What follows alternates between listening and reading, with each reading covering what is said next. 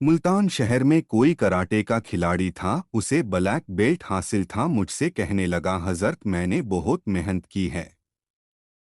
हमने कहा वो कैसे? वो कहने लगा, जी मैं आपको दिखाता हूँ।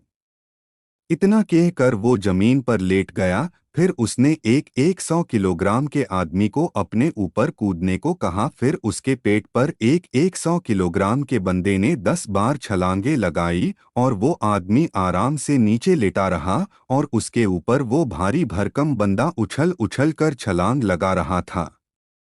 फिर वो मुझसे कहने लगा कि हजरत मैं ये भी कर सकता हूँ और ऐसा भी कर सकता हूँ और वैसा भी कर सकता हूँ। कुछ अरसे के बाद दोबारा मेरी उससे मुलाकात हुई। मैंने पूछा, भाई क्या हाल है आपके? वो कहने लगा, हजरत मेरा क्लब पूरे शहर में कराटे में सबसे बड़ा है और मैंने कॉलेज की लड़कियों को कराटे सिखाने के लिए एक ब्रांच खोली हुई थी। क्लब खुलने के बाद मैं एक बार वहां गया तो मैंने वहां की हालत देखी तो मुझे सब अजीब लगा, तो मैंने उस ब्रांच को बिल्कुल बंद कर दिया। ये पहली बात हुई। दूसरी बात ये कि मैंने अपने बच्चों स्टूडेंट्स को समझाया कि भाई हम एक दूसरे पर अटैक करते हैं और ज़बान से एक बेमानी सा लफ्ज़ निकालते हैं, तो इसके बजाय हम अल्लाह का लफ्ज़ क्यों न निकालें। उन्होंने कहा, ठीक है। मैंने कहा कि तुम्हें अब फाइट करनी हो या अटैक करना हो, सब अल्लाह के लफ्ज़ से अटैक करना। कहने लगा, जब हमने अल्लाह अल्लाह से अटैक करना शुरू किया तो बाहर से गुजरने वाले लोग समझने लगे कि अंदर कोई महफिले जिक्र हो रही है। लोग दरवाजे पर जमा होकर कहने लगे कि हम भी महफिले जिक्र में आना चाहते हैं।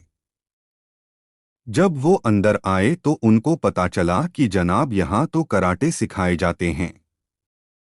बीवी तो बहुत परेशान थी कि लड़कियों की क्लास बंद हो गई, अब आमदनी अर्निंग कम हो जाएगी। लेकिन जब नेक लोगों ने देखा कि यह नेक आदमी है, हमारे बच्चे भी इससे सीख सकते हैं, तो उन्होंने अपने बच्चे भी भेजने शुरू कर दिए।